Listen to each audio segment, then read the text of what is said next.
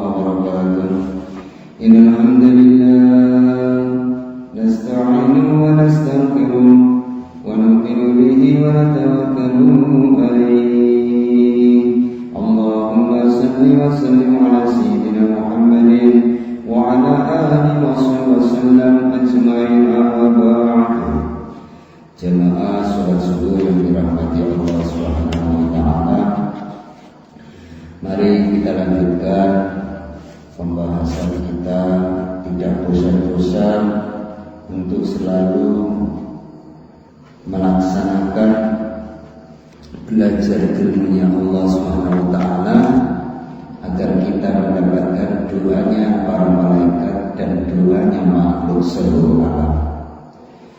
Karena belajar agama ini adalah perintah Allah yang wajib kita laksanakan, maka jangan bosan-bosan untuk selalu bergembira apabila nasihat-nasihat agama ini disampaikan dan kita terus-menerus belajar sampai akhir hayat. Karena Rasulullah SAW melaksanakan perintah Allah yang namanya belajar ilmu agama ini sampai akhir hayat, sebagaimana Rasulullah berdakwah sampai akhir hayat, sampai sakaratul maut. Ketika Rasulullah SAW meninggalkan dunia ini masih sempat mengumpulkan 3.000 jamaah untuk berdakwah di seluruh alam. Maka sunnah-sunnah daripada baginda Nabi Muhammad SAW ini marilah kita kerjakan bersama-sama. Jamaah salat subuh yang dirahmati Allah Subhanahu wa taala, pada pagi hari ini kita pembahasan tentang jalan para nabi dan para rasul. Jadi pagi hari ini kita belajar tentang cara hidupnya para nabi dan para rasul. Jamaah salat subuh yang dirahmati Allah Subhanahu wa taala, marilah senantiasa kita menjalankan perintah-perintah Allah, kemudian larangan-larangan Allah kita jauhi, baik itu secara batin maupun zahir. Dalam urusan apa saja, apa itu urusan pribadi kita maupun urusan masyarakat kita, urusan keluarga kita maupun urusan ekonomi kita, dengan satu keyakinan bahwa tidak mungkin kita mendapatkan kesuksesan, tidak mungkin kita akan mendapatkan kebahagiaan, tidak mungkin kita mendapatkan kemuliaan dan keselamatan kecuali bila kita taat kepada Allah. Jadi kita ini bisa sukses, bisa mulia, bisa selamat bila kita ini mentaati perintah Allah. Kalau kita diperintah sholat, marilah kita kerjakan. Kalau kita tidak mengerjakan, maka kita tidak diberi kemuliaan, tidak diberi keselamatan, tidak diberi kegembiraan oleh Allah Subhanahu wa taala. Kunci sukses adalah menjalankan perintah Allah. Itulah para jamaah yang dirahmati Allah Subhanahu wa taala. Kalau kita ingin sukses, maka marilah kita penuhi masjidnya Allah ini selalu penuh dengan sholat berjamaah. Kemudian kita jauhi seluruh larangan-larangan Allah Subhanahu wa taala. Inilah kunci sukses, kunci daripada perjalanan hidup agar kita selamat dan sukses serta gembira. Kita adalah hambanya Allah para jemaah, di buminya Allah. Nasib kita adalah ditentukan oleh Allah. Jadi nasib kita baik, buruk, kaya, miskin, senang, gembira ini yang menentukan Allah. Kita ini hanya sekedar menjalankan hidup, menjalankan kehidupan ini. Mau baik, mau buruk tergantung kita. Maka belajar agama ini sangat penting para jemaah. Apabila kita tidak ada kegembiraan untuk mempelajari agama, maka kelihatannya sukses, tapi sesungguhnya kehidupannya adalah gagal para jemaah. Bagaimana mungkin kita bisa bahagia? Bagaimana mungkin kita bisa selamat tanpa kita mendapatkan ridhonya Allah? Jadi kita ini kalau tidak dapat ridhonya Allah, tidak akan bisa mendapatkan kegembiraan, kebahagiaan para jemaah. Tanpa kita menjalankan perintah Allah dan menjauhi larangan Allah adalah satu kebodohan yang besar, yang sangat-sangat besar. Bila dalam hati kita ini ada rasa bahwa dengan maksiat kita akan berhasil, bahwa dengan menjauhi perintah Allah akan berhasil, dengan menjauhi perintah Allah kita akan bahagia, kita akan tentram, itu adalah pikiran setan dan bisikan-bisikan setan yang akan menghancurkan kita di dunia sampai akhirat. Jadi semua kebahagiaan, semua kenikmatan ini adalah pemberian Allah Subhanahu wa taala yang harus kita syukuri para jemaah. Kalau kita berpikiran bahwa semua yang kita dapatkan adalah jerih payah kita, maka ini adalah pemikiran yang dibelokkan oleh setan, pemikiran yang keliru, dan inilah orang-orang yang rugi dunia dan akhirat. Jamaah salat subuh yang dirahmati Allah SWT, janganlah kita terkesan dengan keadaan-keadaan dunia ini. Dunia ini hanya sebentar saja para jamaah. Dunia ini tidak lama, sebentar sekali. Hari berganti hari, bulan berganti bulan, dunia semua akan kita tinggalkan. Jadi apapun yang kita miliki di dunia ini akan kita tinggalkan para jemaah. Maka harus kita pandang negeri akhirat yang kekal abadi, yang selama-lamanya. Jadi tempat kita itu nanti di akhirat yang kekal abadi, yang selama-lamanya. Apakah ada gunanya kemuliaan dunia bila kita celaka di dalam akhirat? Jadi semua yang kita miliki di dunia ini, kalau kita tidak barengi dengan ibadah, maka tidak ada gunanya. Semua yang kita miliki akan dimintai pertanggungjawaban di akhirat kelak. Maka dunia yang sesaat ini, marilah kita gunakan betul-betul untuk mencontoh daripada kehidupan baginda Nabi Muhammad sallallahu alaihi wasallam. Apakah ada gunanya kekayaan dunia ini bila kita miskin di akhirat? Maka tidak akan ada gunanya kaya di dunia, miskin di akhirat. Apalah artinya kekayaan dunia ini? Supaya kita kaya selama-lamanya, maka sedikit yang kita miliki, harta itu kita gunakan untuk dakwah, yaitu infak, sedekah di masjid, walaupun hanya 500 rupiah ataupun 1000 rupiah tiap hari. Maka kesuksesan dunia ini akan kita bawa sampai ke akhirat yang selama-lamanya. Itulah para jamaah yang dirahmati Allah.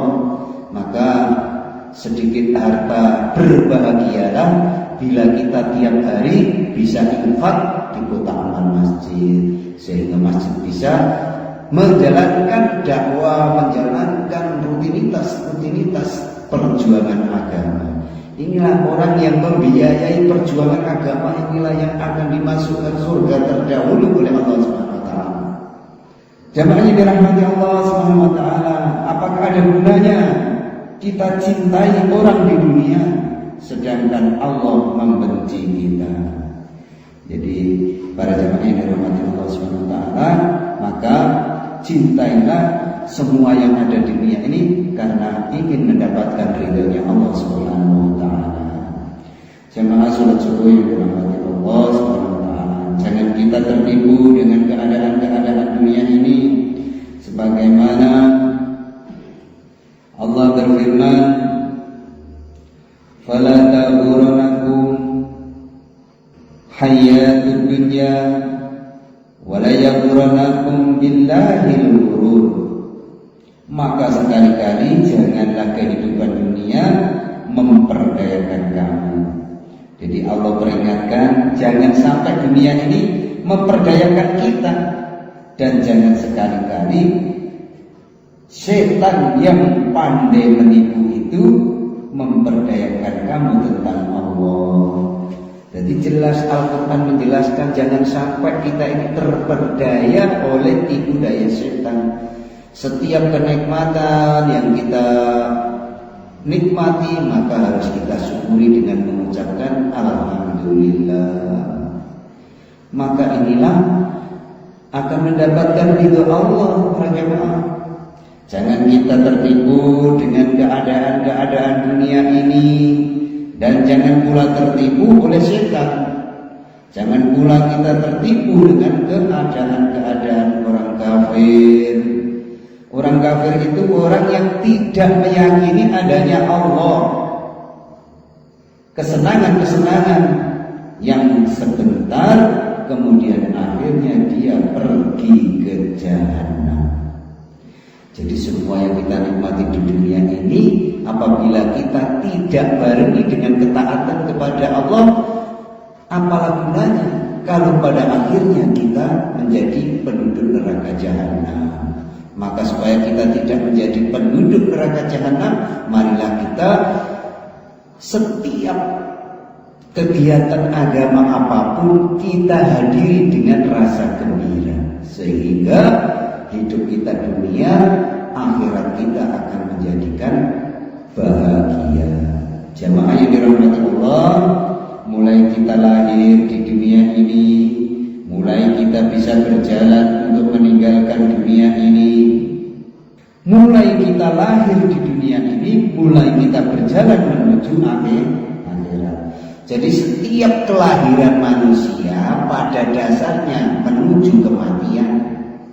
Jadi bayi lahir itu adalah suatu perjalanan untuk menuju akhirat, dan ini pasti. Jadi setiap manusia lahir itu perjalanan menuju akhirat. Artinya apa para jamaah? Perjalanan menuju kematian.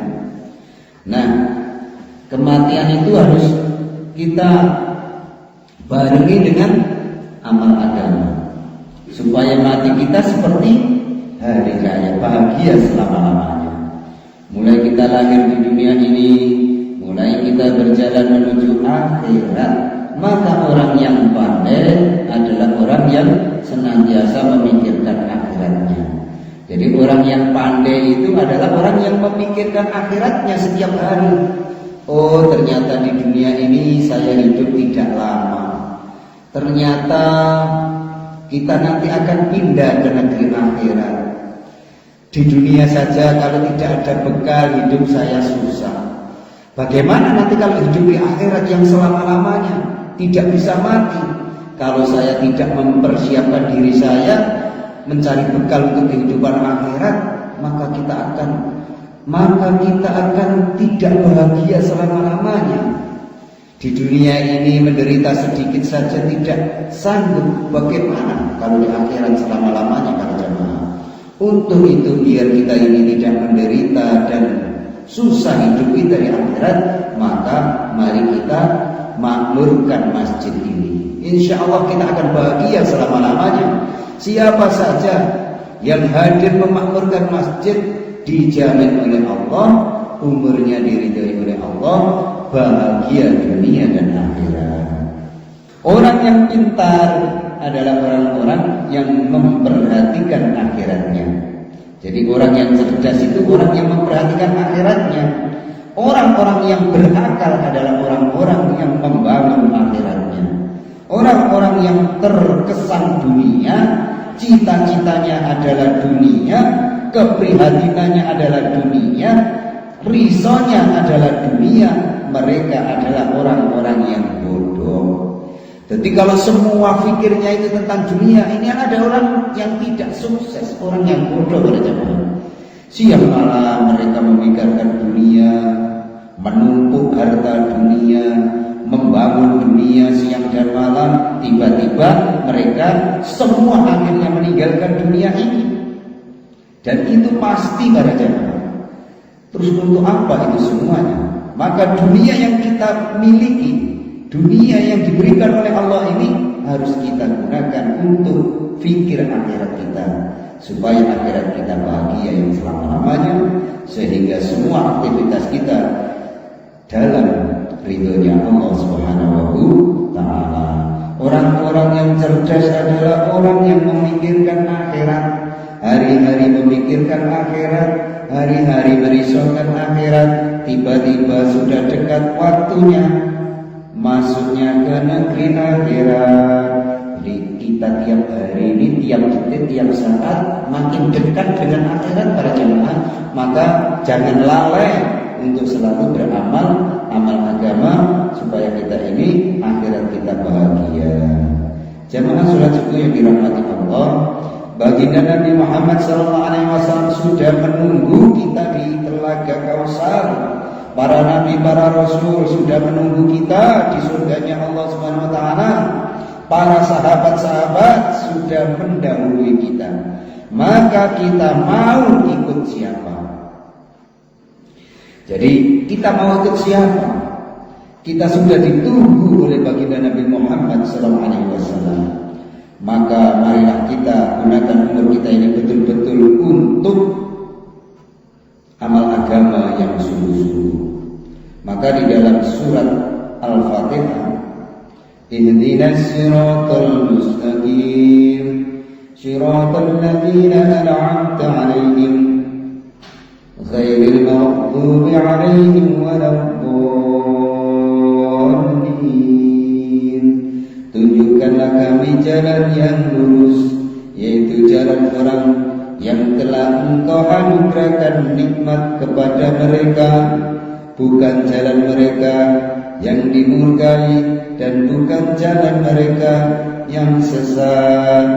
Inilah surat Al-Fatihah ayat 6 sampai dengan 7. Ya Allah, tunjukkan kami jalan yang lurus, jalan orang yang Engkau berikan nikmat, yaitu para nabi dan para rasul dan pengikut-pengikutnya. Kalau kita berjalan di jalannya para nabi dan para rasul, kita akan sampai di tujuan mereka, yaitu surganya Allah Subhanahu wa ta'ala, sampai kepada ridhonya Allah. Tetapi kalau kita mengambil jalan yang lain, tidak jalannya para nabi dan para rasul, bagaimana kita akan sampai di tempat mereka? Jadi kalau kita tidak mengikuti jalan para nabi, para rasul, tidak akan dapat berkumpul dengan para nabi dan para rasul. Jemaah ini rahmati Allah, kalau kita ingin bertemu dan berkumpul dengan Rasulullah, maka mari kita ikuti apa yang dijalankan oleh baginda Nabi Muhammad SAW. Sholat tidak pernah di rumah, sampai akhir hayatnya terus di masjid. Maka harus kita contoh. Kita contoh cara ibadahnya Rasulullah, supaya kita ini selamat di akhirat. Kalau sholat sendirian, ini sering kita sampaikan, supaya kita ingat manusia itu diberi sifat lupa. Maka tiap hari harus diingatkan, supaya tidak lupa. Rasulullah tidak pernah sholat di rumah, sholatnya terus di masjid. Maka ini harus kita tiru kalau kita ingin selamat. Sholat satu kali maknanya 27 derajat, penjelasannya sama dengan sholat 27 kali. Ini harus kita yakini, supaya kita ini umur yang pendek ini pahalanya ribuan tahun di sisi Allah Subhanahu wa ta'ala.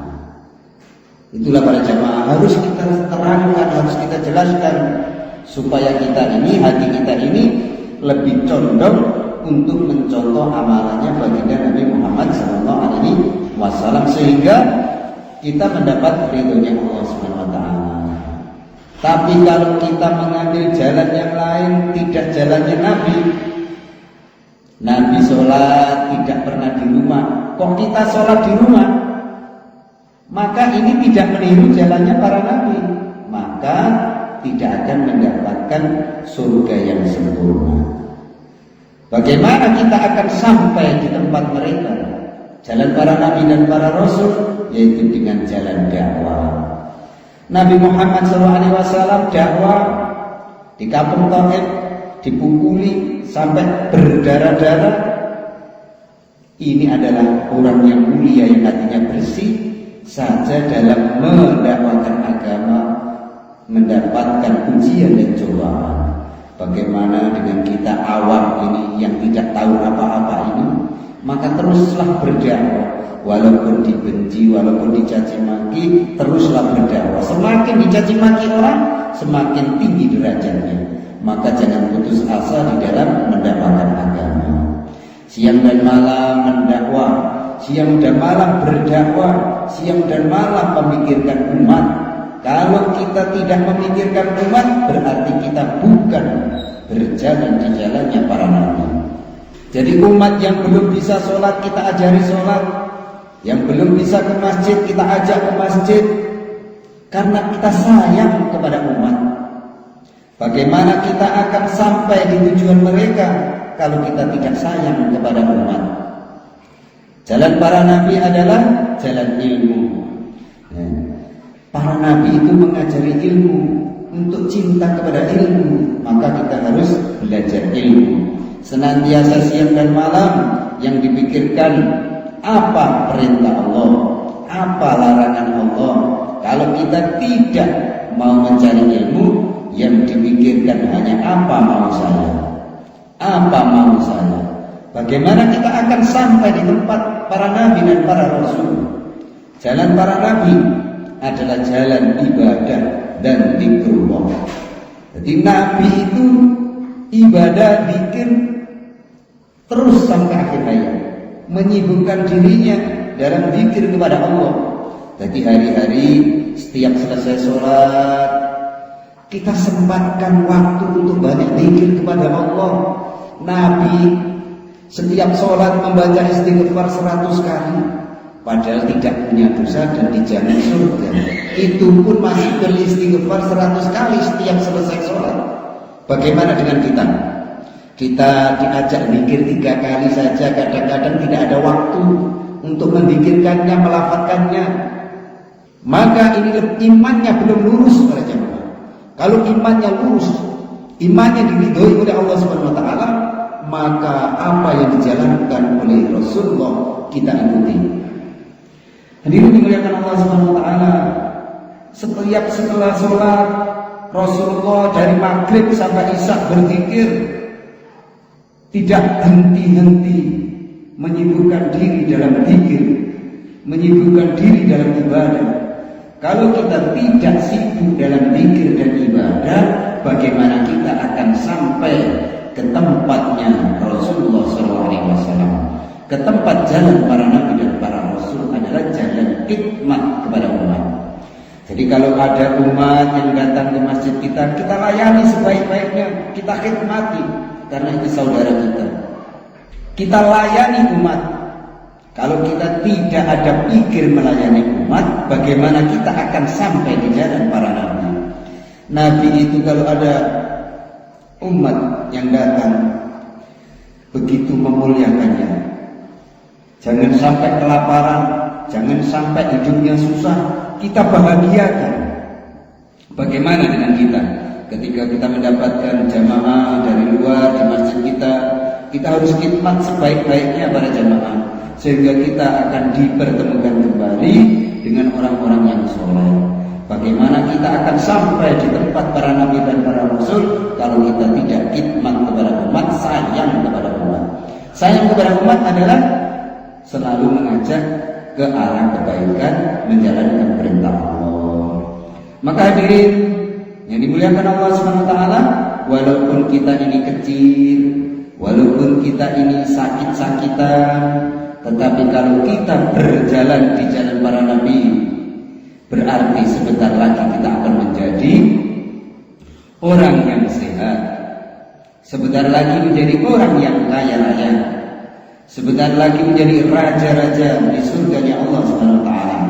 Sebaiknya hadirin yang dimuliakan Allah Subhanahu wa taala, walaupun kita orang paling kaya, paling sehat, namun bila kita berjalan di jalan yang lain, tidak di jalannya para nabi, bukan jalan para nabi, sebentar lagi kita akan menyesal. Sebentar lagi kita akan menjadi orang-orang yang susah selama-lamanya. Jadi kalau kita tidak mengikuti apa yang dijalankan oleh para nabi dan para rasul, ketika kita meninggalkan dunia ini akan menjadi orang yang susah selama-lamanya para jemaah. Supaya kita tidak menjadi orang yang susah selama-lamanya, marilah kita fikir agama, fikir umat, bagaimana tetangga kanan kiri kita ini bisa menjalankan ibadah dengan baik, bareng-bareng kita di masjid, bareng-bareng kita masuk surganya Allah Subhanahu wa taala. Mudah-mudahan kita diberikan hidayah oleh Allah Subhanahu wa taala, senantiasa kita berdoa siang dan malam, terutama dalam waktu sholat, agar kita dimudahkan oleh Allah untuk berjalan di jalannya para nabi. Itulah para jemaah yang dirahmati Allah Subhanahu wa taala. Kalau kita ingin selamat, harus ikuti jalannya para nabi dan para rasul. Demikian, mudah-mudahan sedikit taklim pada subuh kali ini diterima oleh Allah Subhanahu wa taala. Yang mendengarkan di rumah dibarokai umurnya oleh Allah Subhanahu wa taala, anak istrinya diberikan kesehatan dan barokah oleh Allah Subhanahu wa taala, dan kita semua yang di sini dikumpulkan nanti di akhirat dengan para nabi dan para rasulullah. Amin. Mari kita sholawat kepada baginda Nabi Muhammad SAW agar Rasulullah tersenyum di sana melihat kita ini, dihapus semua dosanya oleh Allah Subhanahu wa taala. Allahumma sholli ala Muhammad ya